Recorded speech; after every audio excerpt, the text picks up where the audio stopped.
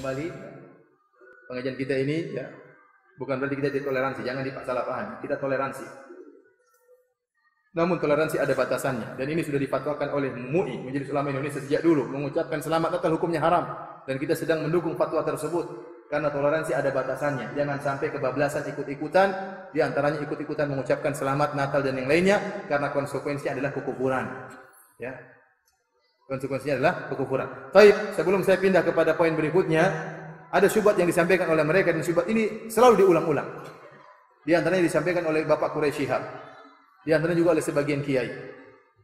Mereka tidak memandang mengucapkan selamat Natal hukumnya haram. Kata mereka tidak. Bahkan disyariatkan menurut mereka. Disyariatkan kita untuk mengucapkan selamat Natal. Dan fatwa-fatwa ini juga muncul di Mesir. Ya seperti Dr. Ali Jumat ya dulu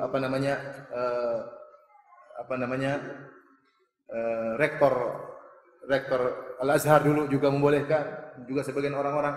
Ya, padahal ini menyelisih ijma'. Kita katakan fatwa-fatwa Anda ini, dalil-dalil Anda ini seluruhnya menyelisih ijma' ulama. Para ulama telah ijma' 4 mazhab bahwasanya mazhab Syafi'i, mazhab Maliki kita sudah nukil tadi. Mazhab Hanafi, mazhab Hambali semuanya mengharamkan mengucapkan selamat Natal karena konsekuensi kufur yang ada. Bagaimana kita bergembira pada hari dicaci makinya Allah Subhanahu wa taala. Tapi para hadirin, karena Anda menyelisih ijma' maka tidak kita terima. Karena kalau setiap ijma' bisa diselisihi, akhirnya banyak perkara yang jadinya halal sekarang. Akhirnya dibilang ini masalah khilafiyah. Sekarang ada orang mengatakan jilbab tidak wajib. Padahal ulama ijma' jilbab hukumnya apa? Wajib. Sehingga sekarang orang mudah meninggalkan jilbab dengan alasan, oh ini masalah khilafiyah. Ini bukan khilafiyah. Ini orang-orang sekarang aja ngomong demikian. Nanti kalau setiap ada pendapat baru dikatakan khilafiyah, akhirnya apa? Ada orang-orang liberal mengatakan semua agama masuk surga. Di akhirat bukan cuma ada surga Islam, ada surga Yahudi, ada surga Nasrani, ada surga Buddha, boleh kunjung-kunjungan. Repot. Ini khilafiyah. Bagaimana khilafiyah? Ini bukan khilafiyah. Ini pendapat lain yang muncul belakangan. Nanti lama-lama orang bilang ada khilafiyah, orang ateis bilang Tuhan tidak ada, orang Islam bilang Tuhan ada. Ada khilafiyah antara orang ateis sama orang Islam. Repot. Kalau kita buka pintu khilafiyah akan ada terus, kesesatan tidak akan selesai. Kesesatan tidak akan selesai. Selama iblis masih hidup, kesesatan akan terus berkembang. Iblis sudah mati belum? Belum kan? Berarti masih berjalan kesesatan tersebut. Tapi para hadirin dan hadirat yang dirahmati Allah Subhanahu wa taala, maksud saya, pendapat-pendapat yang mereka utarakan, dalil yang mereka utarakan tidak nyambung semua dan menyelisih ijma'. Bantahan kita pertama kali Anda menyelisih ijma', sudah selesai. Kedua, kita bantah secara tafsir. Apa dalilnya Bapak Quraisy Shihab? Dia berdalil dengan firman Allah Subhanahu wa taala dalam surat Maryam di mana Nabi Isa berkata, "Wassalamu alayya yauma wulidtu wa yauma amutu wa yauma ub'atsu hayya." Keselamatan bagiku tatkala aku dilahirkan, tatkala aku meninggal, tatkala aku dibangkitkan. Saya ulangi maknanya, keselamatan bagiku. Coba antum bawa Al-Qur'an atau tidak? Surat Maryam ayat 33. Surat Maryam ayat 33, surat 19 ayat 33. Kata Allah Subhanahu wa taala menukil perkataan Isa bin Maryam, "Wassalamu alayya yauma wulidtu wa yauma amutu wa yauma ub'atsu hayya." Keselamatan bagiku tatkala aku dilahirkan, tatkala aku meninggal dan tatkala aku dibangkitkan. Kata mereka, lihat Allah memberi ucapan selamat atau Nabi Isa mengucapkan selamat atas kelahirannya. Ini dalil bahwasanya mengucapkan selamat Natal disyariatkan, bukan cuma dilarang. Bahkan dia apa? Disyariatkan. Bagaimana bantahannya? Kita bilang ini bantahannya sangat mudah. Pertama, para ulama ahli tafsir tidak ada yang berpemahaman seperti kamu. Buka tafsir manapun enggak ada seperti itu. Dan saya sudah membaca tulisannya Abdul Muhsin Al-Ghazali dalam bukunya tentang pluralisme. Dia berdalil dan dia menukil perkataan Al-Qurtubi. Saya cek ternyata bohong. Dan saya ulangi, saya tidak pernah ragu-ragu mengatakan mereka dai pluralisme mereka pembohong. Kenapa? Mereka sering mengecek, mereka sering menukil perkataan para ulama Ar-Razi, Al-Qurtubi, ya, dan para ahli tafsir. Ternyata saya cek ngawur semuanya, bohong semuanya. Karena saya berani mengucapkan ini karena itu disertasi saya. Saya sudah cek kebohongan-kebohongan mereka. Maka mereka itu adalah orang-orang yang mengaku ilmiah, ternyata tidak ilmiah. Mereka mengaku menyuarakan kejujuran, ternyata mereka tidak jujur. Mereka tidak jujur. Tapi para hadirin, mereka mengaku-ngaku harus objektif, ternyata mereka subjektif. Mereka itu omong kosong aja. Intinya, pertama tafsiran keselamatan atas kelahiranku ditafsirkan dengan ya selamat hari Natal, tidak ada satu ulama tafsir pun yang berpendapat demikian.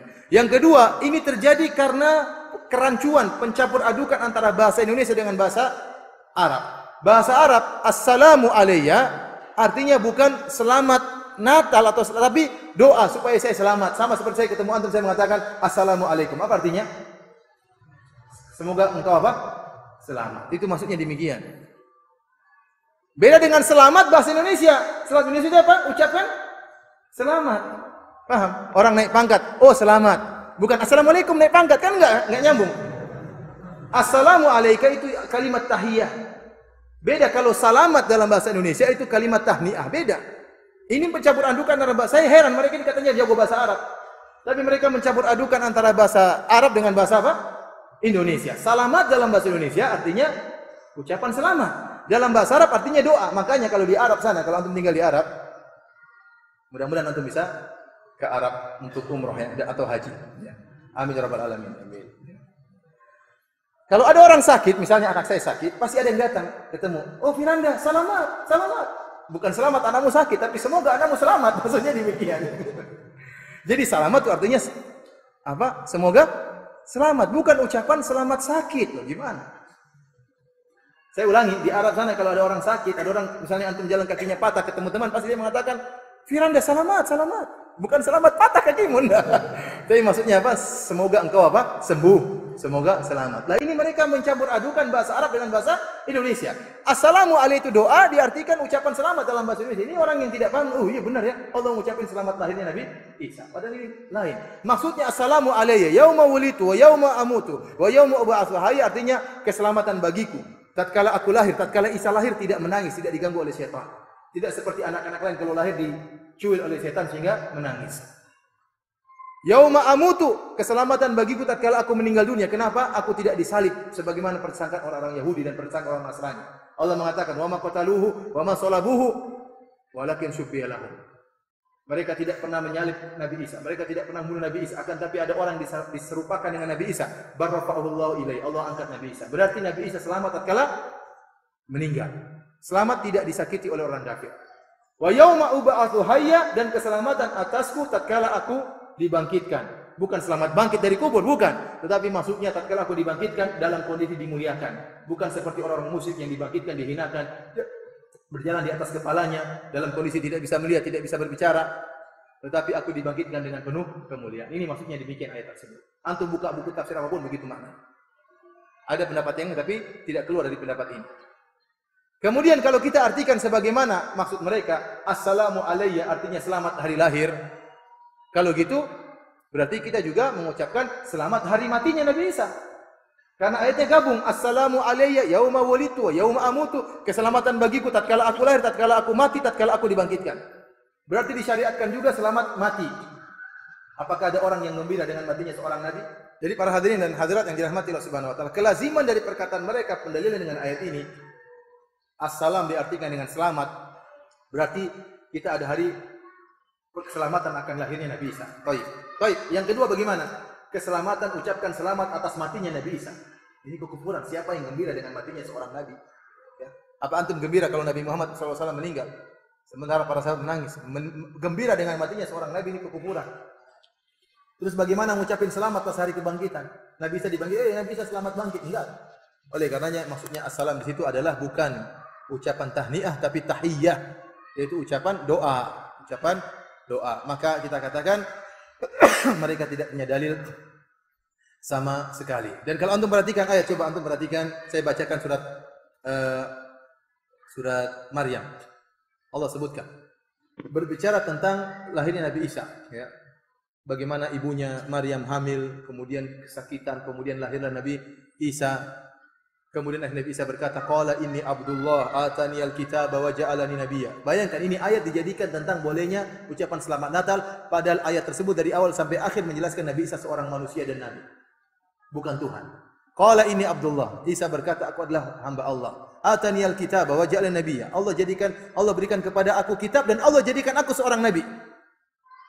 Wa ja'alani mubarakan aina ma kuntu wa usani bis salati waz zakati ma dumtu hayya. Dan Allah mewasiatkan aku untuk salat dan bayar zakat.